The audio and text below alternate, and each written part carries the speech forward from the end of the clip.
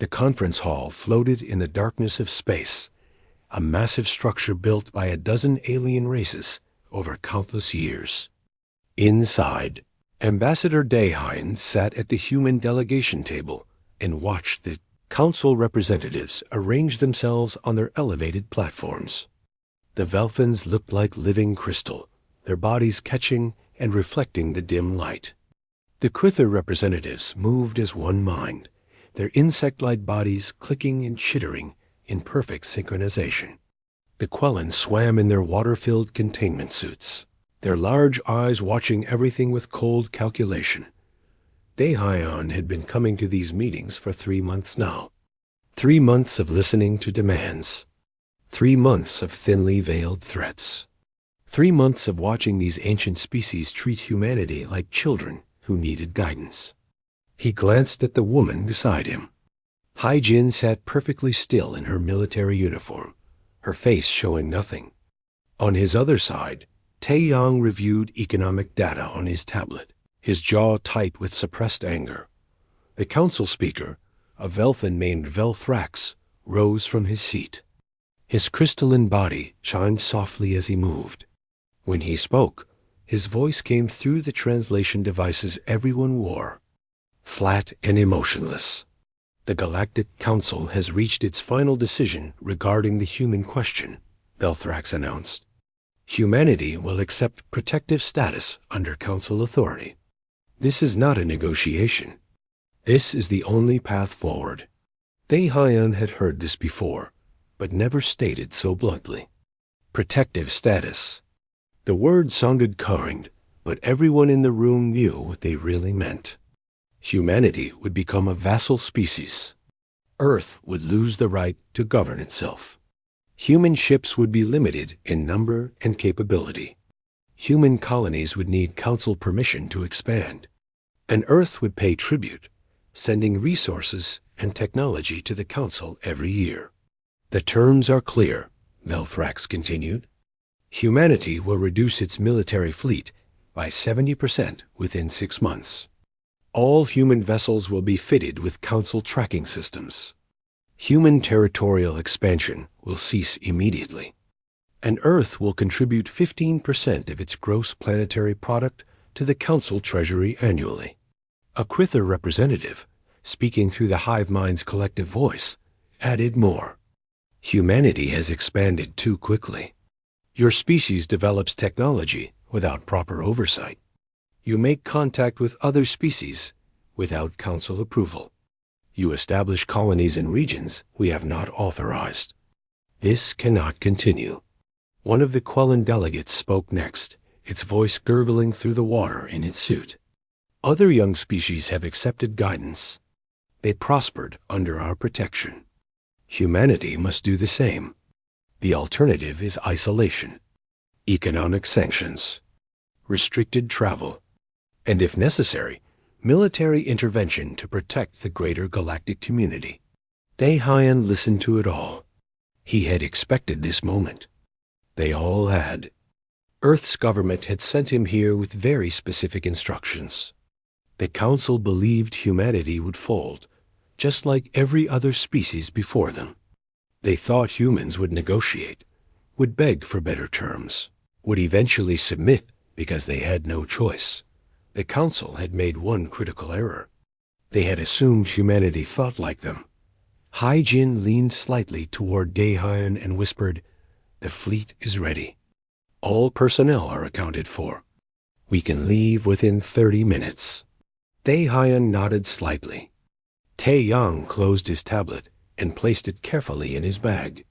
All around the chamber, other species watched the human delegation, waiting to see them break, waiting for the moment when humanity would bow its head and accept the collar being offered. Velthrax seemed to sense their decision. Ambassador Dae-Hyan, humanity has one standard day to provide its formal acceptance. We expect your answer by this time tomorrow. The Council has shown great patience with your species. Do not test us further. Dae-Hyan stood slowly. The room fell silent. Every eye, every sensor, every alien consciousness focused on him. He straightened his jacket and looked directly at Velthrax. Speaker Velthrax, honored council members. Deion began, his voice calm and clear. I want to thank you for your time over these past months. The council has made its position very clear, and humanity has heard you. There was a pause.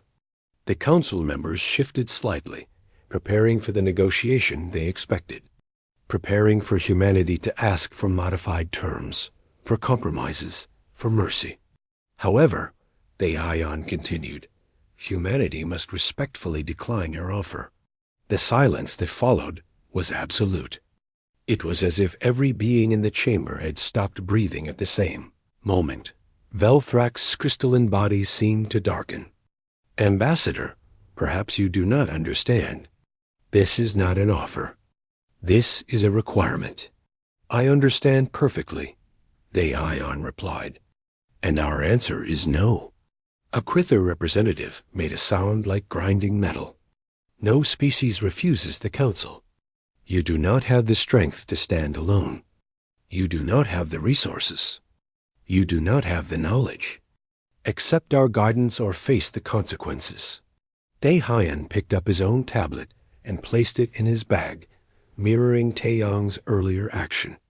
Humanity appreciates the council's concern for our well-being, but we have decided to pursue our own path. Effective immediately, Earth is recalling all diplomatic staff from council worlds. We are closing our embassies. We are ceasing all trade negotiations with council species, and we are withdrawing from all council-affiliated organizations. Hai-Jin stood, her movements precise and military. Taeyong stood as well. The three humans prepared to leave. Velthrax's voice rose, losing some of its artificial calm. You cannot simply walk away from the Galactic Council. No species has ever. Until now, Deion interrupted gently. Thank you again for your time. Earth wishes the Council well. The Quellan delegate surged forward in its tank. This is foolishness. You will be isolated. Your economy will collapse. Your colonies will starve. Perhaps, Deion said, but they will starve free. He turned and walked toward the exit. Hai-Jin and Taeyong followed. Behind them, the council chamber erupted in chaos. Alien voices shouted in a dozen languages. Demands were made. Threats were issued. But the three humans kept walking. They passed through the corridors of the station, human security personnel falling into step around them. Other species watched them pass, confusion evident on every face. No one walked away from the council. It simply was not done. At the docking bay, their ships waited. Not just the diplomatic shuttle, but 3 escort vessels as well. Hai-Jin had been thorough. Within minutes, the human delegation was aboard and accelerating away from the station. Deion watched the station shrink in the viewscreen. Beside him, Taeyong let out a long breath. That went well, Taeyong said dryly. Hai-Jin permitted herself a small smile. Better than expected. They were completely unprepared for us to actually leave. They still think we will come back, Deion said. They think we will panic and return within a week, begging for another chance. Will we? Taeyong asked, though he already knew the answer. Deion shook his head. No, we are done with the council. Now we show them what humanity can really do. The ships jumped to faster than light speed, carrying humanity away from the Galactic Council forever. Behind them, in the conference hall, the council members were only beginning to realize what had just happened. And more importantly, they were beginning to understand what it would cost them. President J1 stood before the United Earth Assembly, looking out at the representatives from every nation and colony. The chamber was silent, waiting for his words. News of the walkout had reached Earth hours ago, and everyone wanted to know what came next. My fellow humans, J1 began. Today, we took a step that no species in galactic history has taken before. We walked away from the Galactic Council. We refused their demands. And now we must show them that humanity does not need their permission to thrive." He paused, letting his words sink in. "Effective immediately, all human embassies on Council worlds will close. All diplomatic staff will return home. All trade agreements with Council species are void. Any human citizens living in Council space have 72 hours to make their decision. Stay and accept Council law, or come home." The Assembly members listened intently. Some nodded. Others looked worried. All of them understood the weight of what was happening. "The Council believes we cannot survive without them," J1 continued. "They believe we will panic. They believe we will beg to return. They are wrong." Across the solar system, the orders went out. At the Earth Defense Intelligence Headquarters, a young analyst named Min Co sat at her workstation and watched the data streams flowing in. She was 26 years old, brilliant with patterns, and completely focused on her job. Her specialty was tracking ship movements, and what she was seeing made her sit up straighter. Human merchant vessels were leaving Council space, just as ordered. But they were not all coming straight home. Min Co highlighted one ship, then another, then a dozen more. They were taking unusual routes. They were stopping at independent systems, places that had no Council affiliation. She pulled up communication logs and found something interesting. These ships were making contact with species the Council had ignored for centuries. Min SEO sent her findings to her supervisor, then kept digging. The pattern was clear once you knew to look for it. Humanity was not isolating itself. Humanity was building new connections, new partnerships, new trade routes that completely bypassed the Council's economic system. One of those ships was the cargo hauler called Dauntless Dream, captained by a woman named Ora. She was 42 years old, had been hauling cargo for 20 years, and knew the space lanes better than most naval officers. When the recall order came, Ora had looked at her current position and made a decision. The Naran clans occupied a cluster of systems far from Council space. They were old, reclusive, and had refused all Council contact for generations. But Ora knew they traded with independent haulers sometimes. She had heard stories. So instead of heading straight for Earth, she adjusted course and sent a simple message to the nearest Naran station. "This is Captain Ora of the human vessel Dauntless Dream. Earth has withdrawn from the Galactic Council. We seek new friends and fair trade. Are you interested in talking?" She did not expect a response. The Naran were known for ignoring outsiders. But 3 hours later, her communications panel lit up. A Naran voice, speaking through her ship's translator, responded. "Captain Ra, your message is unusual. Your timing is interesting. Approach station Haran 7. We will talk." Ora smiled and changed course. This was exactly what Earth needed. New partners, new possibilities, a new way forward. Back in Earth's orbit, Admiral Sang-woo oversaw the largest military reorganization in human history. He was 58 years old, had fought in the colony wars, and had been planning this moment for months. The Council expected Earth's fleet to mass at the borders, to prepare for siege, to hunker down in defensive positions. Sang-woo did the opposite. "All fleet commanders, you have your orders," he said, his voice broadcasting to hundreds of ships across the solar system. "Disperse to assigned positions. Establish defensive networks. Begin partnerships with local species. Show them that Earth protects its friends." The human fleets broke apart, scattering to the frontier regions. Some went to independent colonies that had been raided by pirates for years.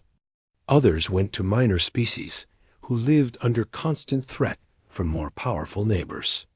Everywhere they went, they offered the same thing: protection, technology, and friendship. No tribute required. No servitude demanded. Just mutual cooperation. Dot on one of those ships. An engineer named Una worked around the clock installing new sensor arrays in defensive platforms. She was 31, had designed half of Earth's stealth technology, and was very good at her job.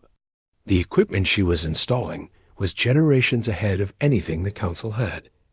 How long until the Council notices these? Her assistant asked, watching Una calibrate a sensor array. They already tried, Una replied. 3 of their spy probes came through this sector yesterday. Our systems detected them 2 light hours out. We fed them false data, made it look like empty space. They have no idea we are here. Her assistant whistled softly. The Council thinks they have the best technology in the galaxy. They did, Una said, smiling. About 50 years ago. They stopped innovating. They stopped taking risks. They got comfortable. We did not. The Council was indeed trying to monitor human activity. They sent probes. They sent spy ships. They activated their network of informants. But everywhere they looked, they found nothing. Human ships seemed to disappear.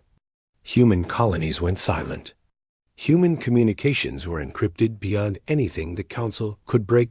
In the Council chamber, Velthrax stood before the other representatives and tried to explain what was happening. His crystalline body looked dimmer than usual, as if the stress was affecting even his physical form. We have lost contact with the human delegation, obviously, Velthrax said. But we have also lost track of human ship movements. Our monitoring systems show scattered vessels heading toward Earth, but the numbers do not match our projections. At least 40% of human ships are unaccounted for. A Kritha representative shuddered with agitation. How does a young species evade our surveillance? This should not be possible. Nevertheless, it is happening, Velthrax replied. And that is not our only problem. He activated a holographic display showing economic data. Since humanity ceased trade, we have experienced disruptions in 17 different sectors. Minor so far, but growing. The humans were more integrated into our economy than we realized. A Quellan delegate spoke up, its voice bubbling with concern. How long before humanity returns? They must be feeling the pressure by now. That is what troubles me, Velthrax said. We have intercepted some human communications. They are not panicking. They are not struggling. If anything, they seem energized, focused, as if this is exactly what they wanted. The Council chamber fell silent. The possibility that humanity had planned this, that they had wanted to leave, that they were prepared for independence, had not occurred to most of them. Species did not leave the Council. The Council was security, stability, prosperity. What species would choose to leave that? But Min Co, watching data streams from her desk on Earth, knew the truth. She compiled her findings into a report for the President. Human ships were establishing trade agreements with 18 independent species. Human technology was being shared with 14 minor civilizations. Human defensive networks were protecting 22 vulnerable colonies. And all of it was happening outside the Council's knowledge, outside their control, outside their influence. Humanity was not hiding. Humanity was building something new, building something better, building something the galaxy had never seen before. And the Council, locked in their ancient ways and old assumptions, had no idea what was coming. 3 months after humanity's departure from the Galactic Council, the first real problems began to appear. On the Velthan homeworld, a hospital administrator stared at her medical inventory with growing panic. The advanced netted injections they used for cellular repair were running low. These tiny machines could heal injuries that would otherwise be fatal, could cure diseases that had no other treatment. And they were all designed by a human named Du-Hyan. the administrator sent an urgent message to the medical supply depot. The response came back within the hour. They had no more nanites. The factory that produced them had been run by human technicians who had left 3 months ago. The Velthans had tried to operate the equipment themselves, but something was wrong. The nanites they produced did not work properly. Something in the manufacturing process required knowledge only the humans possessed. Contact Earth, the administrator ordered. Offer them whatever price they ask. We need those nanites. But Earth was not answering messages from council species. The communication channels were closed. The humans had truly walked away. Similar problems appeared across council space. On Krither industrial worlds, mining operations slowed and then stopped. The massive excavation drones that tunneled through solid rock were human designs, and they required regular maintenance. Without Duhayan's team of engineers to service them, the machines began to fail. The Krither tried to reverse engineer the technology, but the systems were more complex than they looked. Each drone contained quantum processors that the Krither did not fully understand. The food situation was even worse. The Krither population was massive, and feeding them required enormous agricultural output. 20 years ago, a human inventor named Ji Wu had developed a new crop treatment that increased yields by 40%. The Krither had gratefully adopted the technology. Now they discovered that the treatment required regular updates to remain effective. Updates that came from Earth. Updates that were no longer available. On Quellan worlds, the entertainment networks went dark. 70% of the content that Quellan citizens consumed daily was created by humans or used human technology to function. Music, games, shows, interactive experiences. All of it depended on human servers, human creators, human maintenance. When Earth shut down access, millions of Quellans suddenly had nothing to watch, nothing to play, nothing to distract them from their daily lives. Riots began in the Quellan capital. The government tried to restore order, but the people were angry. They wanted their entertainment back. They did not care about council politics. They did not care about human defiance. They just wanted their shows to work again. In the council chamber, Velthrax stood before a holographic display showing the economic projections. The numbers were devastating.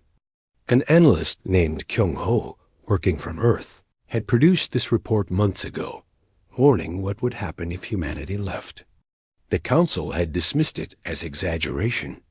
Now they were watching it come true in real time. The preliminary numbers are clear, Velthrax said, his voice heavy. Council economy has contracted by 8% in 3 months. If this trend continues, we are looking at a 40% contraction within 2 years. A Krither representative made angry clicking sounds. This is unacceptable. One species should not have this much influence over our economy. How did this happen? We allowed it to happen, a Quellan delegate said bitterly. For decades, humans offered us better technology, better services, better prices. We accepted gladly. We never thought about what would happen if they left. But the economic problems were only part of the crisis. The political situation was becoming equally unstable. Species that had been part of the council for centuries were beginning to question whether they wanted to stay. The Makori Federation was the first to leave. They were a species of four-armed bipeds, excellent engineers, and they had always been uncomfortable with council demands. When Earth offered them a defensive pact with no strings attached, they accepted immediately. Within a week, the Makori formally withdrew from the council and signed a treaty with humanity.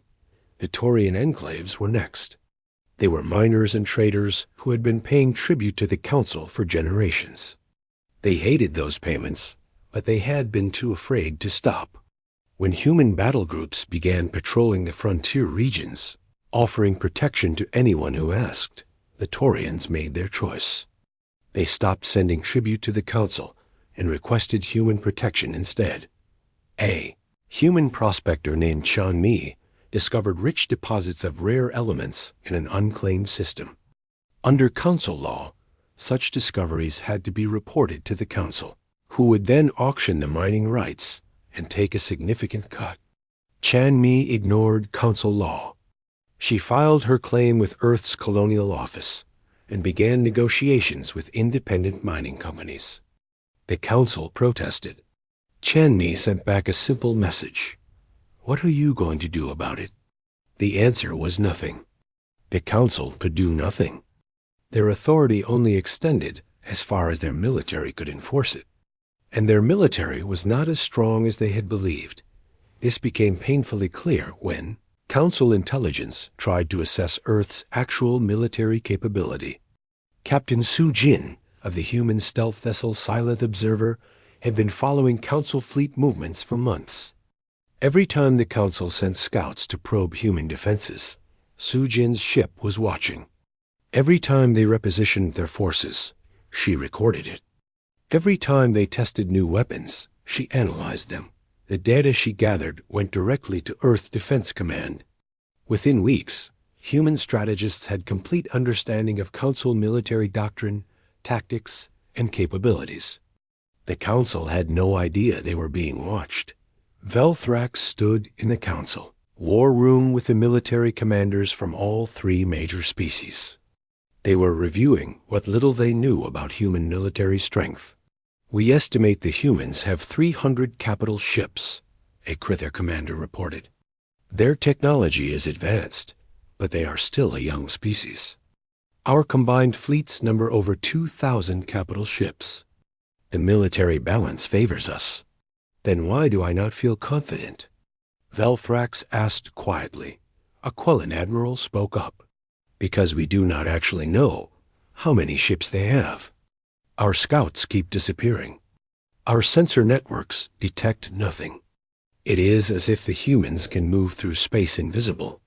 That is impossible, the Krither commander insisted. No stealth technology is perfect. We would detect something, but they detected nothing. And worse, the species they had counted on for support were abandoning them.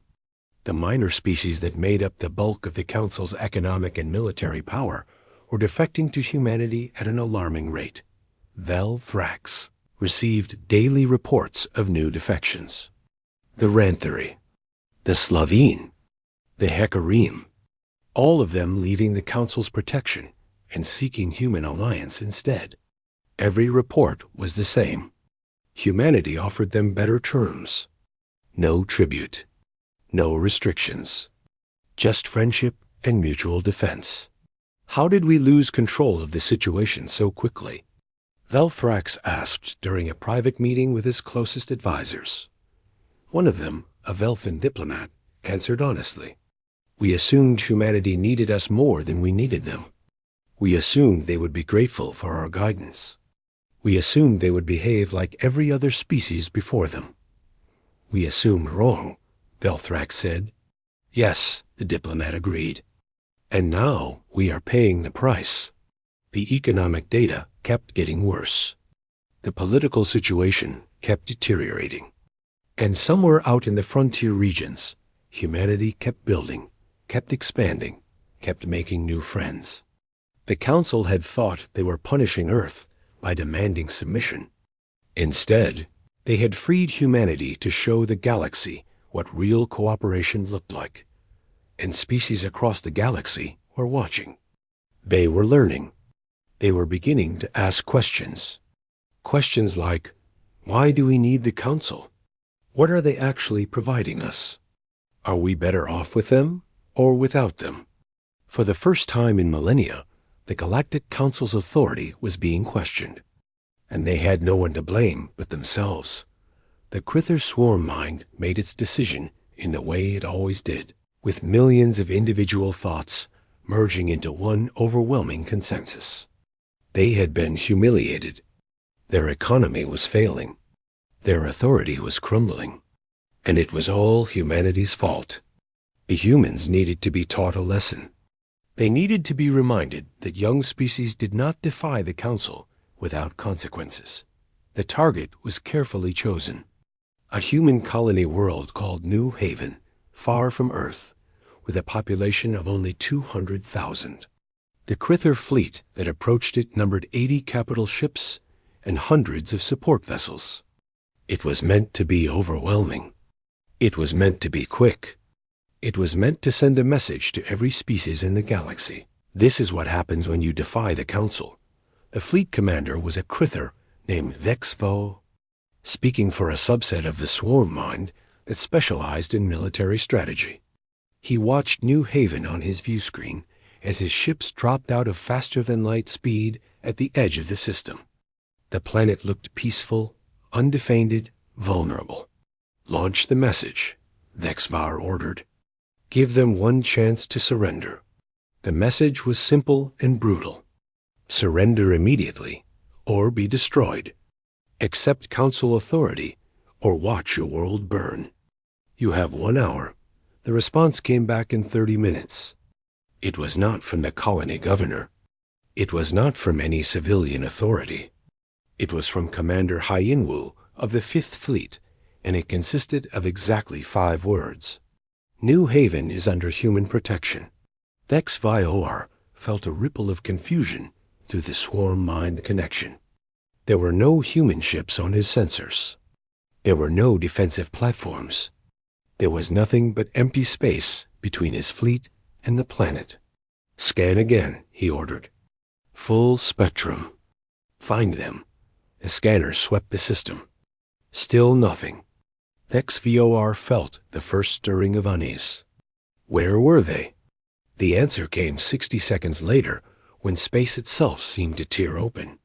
Ships appeared, dropping stealth fields that had made them completely invisible. Not 300 ships. Not even 500. Nearly 800 human capital ships materialized around the Krither fleet, and every single one of them had weapons already locked on target. Vexvar stared at his tactical display in shock. They had been surrounded. The humans had known they were coming. They had been waiting. "All ships, evasive action," Vexvar transmitted. "Return fire. Engage them." The battle that followed lasted exactly 17 minutes. That was how long it took for the Krither fleet to be completely destroyed. On Earth, in a military research facility, a woman named Yunzio watched the battle through live feeds from the 5th Fleet. She was 34 years old, had 3 advanced degrees in theoretical physics, and had spent the last 5 years developing the weapons humanity was now using. The graviton disruptors had been her idea, her design. Her life's work. Council scientists had reviewed her research years ago and dismissed it as theoretically impossible. They said gravity could not be weaponized. They said the energy requirements were too high. They said it would never work. That EUNCO watched as her weapons tore through Krither shields like they were made of paper. She watched as Council ships, designed to withstand conventional weapons, simply came apart when hit by graviton pulses. She allowed herself a small smile. Impossible, they had said. Commander Hyinwoo coordinated the battle from his flagship. He was 49 years old, calm under pressure, and had been preparing for this moment since Earth walked away from the Council. He knew the Council would eventually attack. He knew they would choose a target they thought was weak, and he had made sure that target became a trap. "All ships, precision targeting only," Hyinwoo ordered. "Disable their weapons and engines. Leave their life support intact. We are not murderers." The human fleet executed his orders perfectly. Krither ships found themselves helpless, floating in space, unable to fight and unable to flee. Not a single one exploded. Not a single crew member died from direct combat. When the last Krither ship was disabled, Hyinwoo opened a channel to Vexvar. "Commander, you and your crews will be taken to safety," Hyinwoo said calmly. "Medical teams are already en route to treat your injured. You will be returned to Council space unharmed within the week."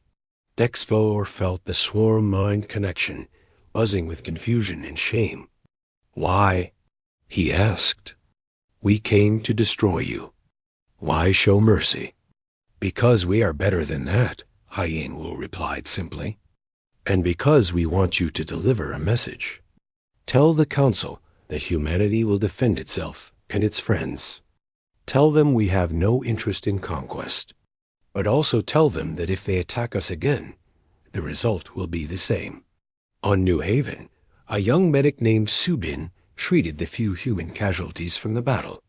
There were 12 wounded, all minor injuries from equipment malfunctions, and none from actual combat. She worked efficiently, her hands steady, but her mind was racing. They had won.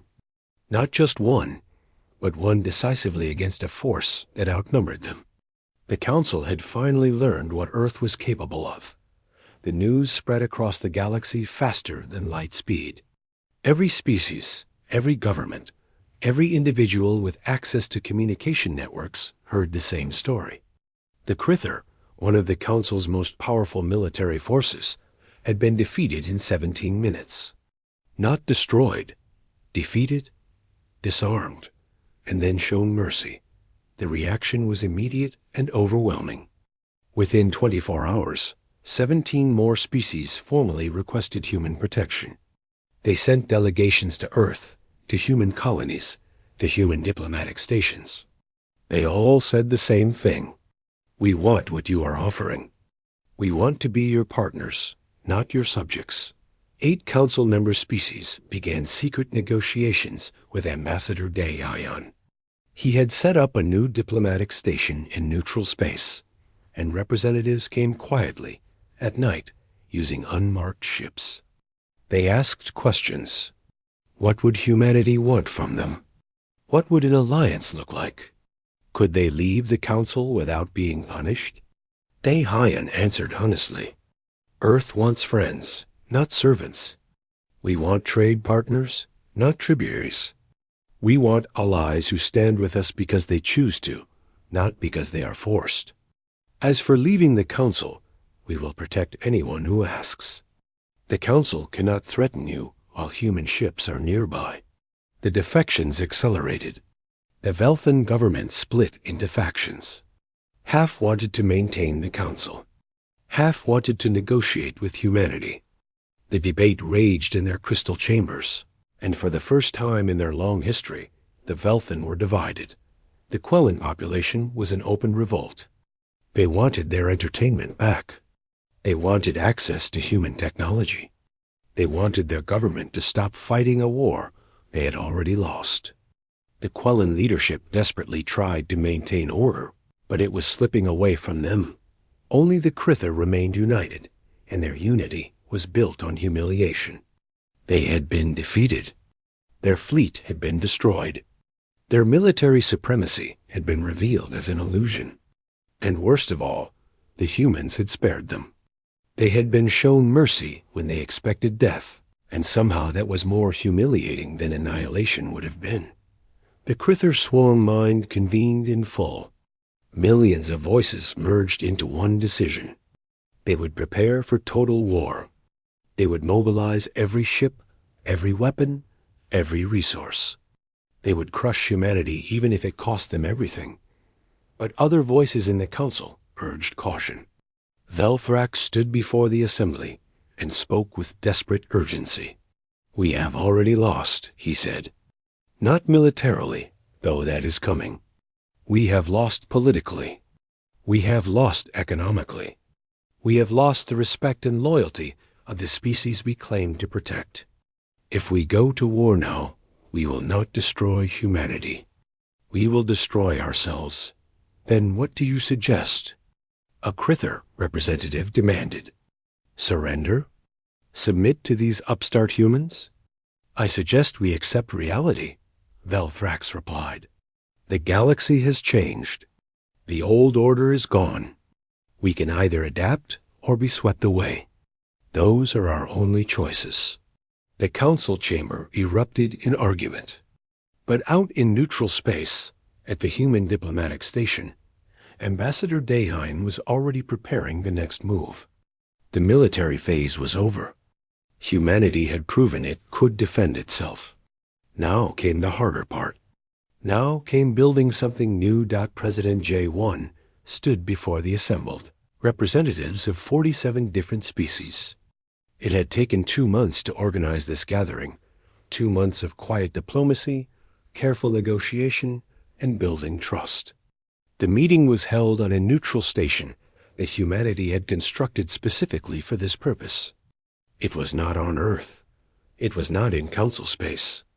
It was somewhere new, somewhere that belonged to everyone and no one. The representatives watched him carefully. Some were hopeful.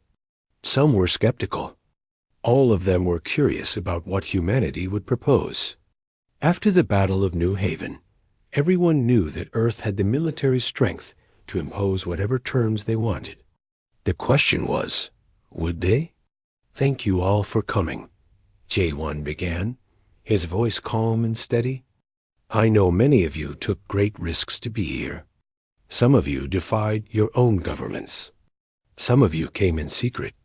All of you came because you believe the galaxy can be better than it is. And you are right." He paused, looking at each delegation in turn. "The Galactic Council is broken. It has been broken for a long time. It promises protection, but delivers exploitation. It claims to value all species equally, but treats some as masters and others as servants. It speaks of unity, but enforces division. This cannot continue." A Velthan delegate spoke up, his crystalline body glowing softly. "So humanity will replace the council? You will become the new masters?" "No," Xiaowan said firmly. "We did not fight for freedom, only to become oppressors ourselves. Earth proposes something different, something that has never been tried on a galactic scale. We propose true democracy, true equality, a federation where every species, regardless of age or power, has an equal voice." The chamber erupted in conversation. Representatives turned to each other, debating, questioning, wondering if such a thing was even possible. A Quellan delegate raised a tentacle for attention. "President J1, this sounds idealistic. How would such a system work in practice? How would decisions be made? Who would hold power?" G1 nodded to Tai Yang, who stood and activated a holographic display. The economic specialist had been working on this presentation for months, refining every detail, preparing for every question. The Galactic Federation, as we propose to call it, would be governed by an elected assembly, Tai Yang explained. Every member species would have representatives proportional to their population, but with protections to ensure smaller species are not overwhelmed by larger ones. Major decisions would require not just a majority vote, but approval from a majority of species as well. He brought up economic projections. Under this system, we calculate that mutual cooperation and fair trade would increase overall galactic prosperity by 300% within 1 generation.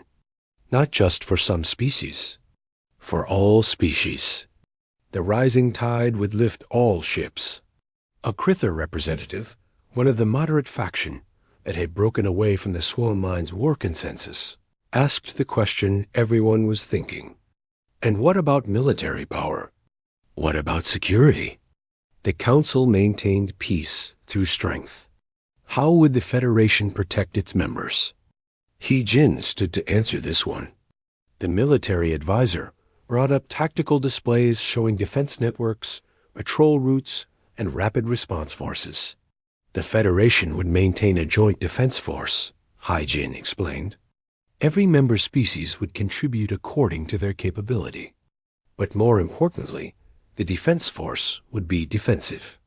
Its purpose would be to protect members from external threats and to prevent conflicts between members. It would not be used for conquest or intimidation. She highlighted several frontier regions. We propose a new doctrine. Federation forces would patrol border regions, protect trade routes, and respond to threats against any member. But unlike the Council, these forces would be accountable to the elected assembly. No single species would control them. No military action could be taken without assembly approval. The debate continued for hours. Representatives asked questions, raised concerns, proposed modifications. J1 listened to all of it, taking notes, considering every point. This was how it should work. Everyone having a voice. Everyone being heard. But not everyone was convinced. A hardline Crither delegate stood and spoke with barely contained anger. This is all very pleasant to discuss. But the reality is that humanity has the military power to dictate terms. You defeated our fleet. You have weapons we cannot match. Why should we believe you will share power equally? Before J1 could respond, something unexpected happened. A Makori delegate stood and spoke. I can answer that, the Makori said.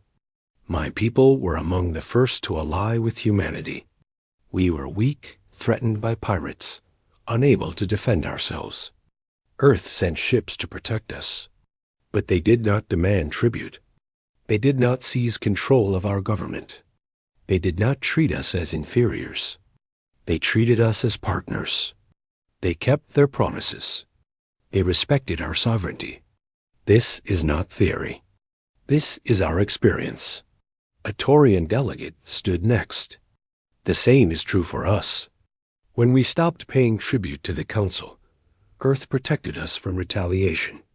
But they also helped us build our own defenses. They shared technology with us.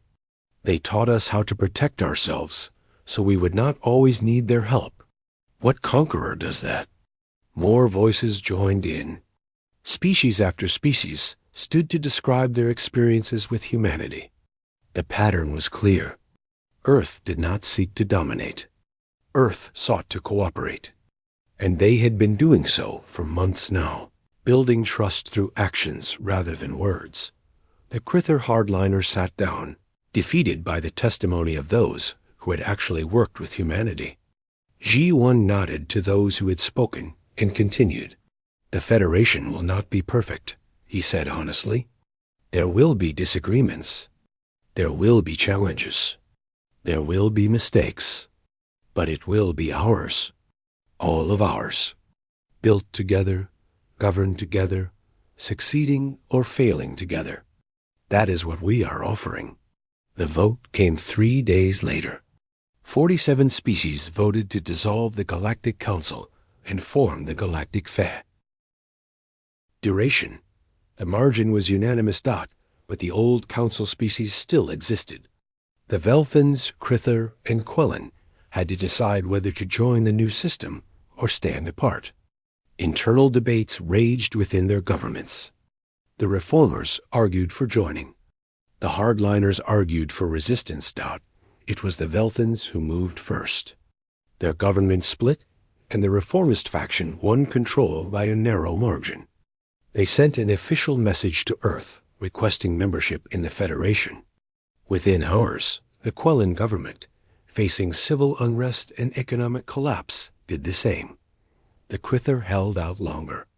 The swarm mind was divided in a way it had never been before. Millions of voices argued about the future. War or peace? Pride or pragmatism? Revenge or reconciliation?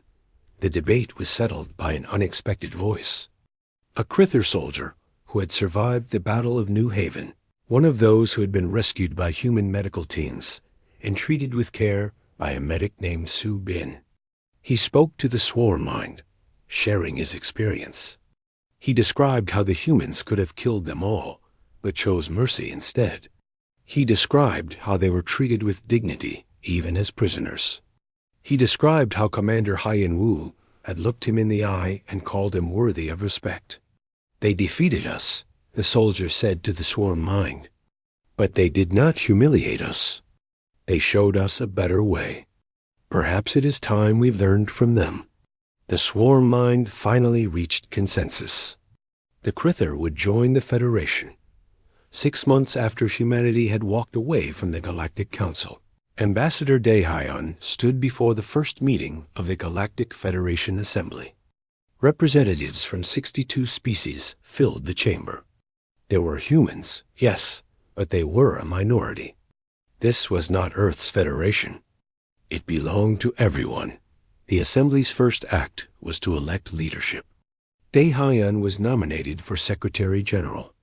So were representatives from 5 other species. The vote took 3 rounds, but eventually, Dae-Hyan won with support from species across the political spectrum. As he accepted the position, Dae-Hyan looked out at the Assembly and felt a deep sense of possibility. This was what humanity had been fighting for. Not dominance, not revenge, just this. A galaxy where everyone had a voice, where cooperation replaced exploitation, where the future was built together.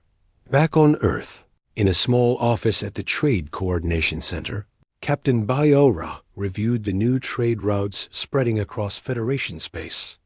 The Nharan clans, once reclusive, were now active partners in galactic commerce. Species that had been enemies under Council rule were now trading partners. The economic growth was explosive. Admiral Sangwoo oversaw the decommissioning of war fleets and their conversion to exploration and defense vessels. The weapons that Yun-Co had developed were being scaled back, kept in reserve but not actively deployed. They had served their purpose. They had shown the galaxy that humanity could defend itself. Now it was time to show the galaxy what humanity could build. In the intelligence offices, analyst Min-Co reviewed historical records and compiled a report on how the transition had happened so smoothly. She found the key in human preparation. Earth had been planning this for years, building relationships, developing technology, preparing for the moment when they would need to stand alone. The Council had thought the walkout was impulsive. It had been anything but. President J1, in his final act, before stepping down to let a new administration take over, received a private message. It came from former Council Speaker Velthrax. The message was simple but profound. President J1, I write to apologize. The Council believed we were guiding younger species toward prosperity and peace. We believed we knew what was best. We were wrong. Humanity has shown us a better path. Not through conquest, but through example. Not through force, but through friendship. I request permission to visit Earth and learn from you how to build a society based on cooperation rather than control. J1 read the message twice, then smiled and began drafting his response. Of course Velthrax could visit. Everyone was welcome now. That was the whole point. The galaxy had learned a hard lesson. Humanity had not won by being the strongest, though they had proven their strength. Humanity had won by being better, by offering something worth joining rather than something to flee from, by building partnerships instead of hierarchies, by walking away and creating something new, then inviting everyone else to join them. The Galactic Federation was not perfect. There would be challenges ahead. There would be disagreements and setbacks. But for the first time in galactic history, every species had a voice. Every species had hope. Every species had a future they could help shape, and it had all started because one species had the courage to say no, the courage to walk away, the courage to build something better, the courage to show the galaxy what real cooperation looked like.